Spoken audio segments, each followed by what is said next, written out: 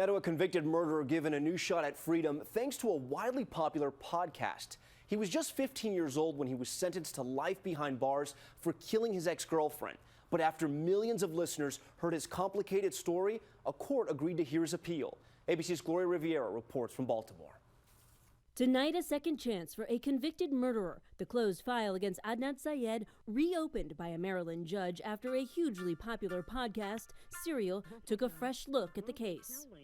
For months, host Sarah Koenig transfixed millions of listeners as she played detective, painstakingly probing the case against Syed, convicted of murdering his ex-girlfriend in 1999 and sentenced to life in prison.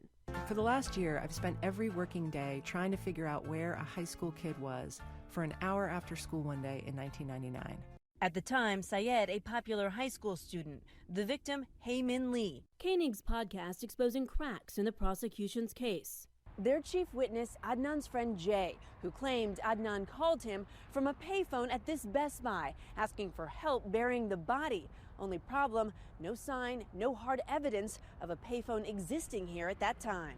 The Best Buy employees I talked to did not remember a payphone back then. Jay changing his story 3 times. In my mind, I was kind of like, maybe the police are putting him up to this. Next, Syed's defense attorney never called a possible alibi witness. Finally, Syed argued his lawyer was ineffective. Serial showing a different side of the young man prosecutors presented as a monster. I'm not saying that I was, a great person or anything, but I don't think I ever displayed any tendencies like that. Syed, now 33, has always maintained his innocence. The court now giving him fresh hope for a new trial. Gloria Riviera, ABC News, Baltimore, Maryland.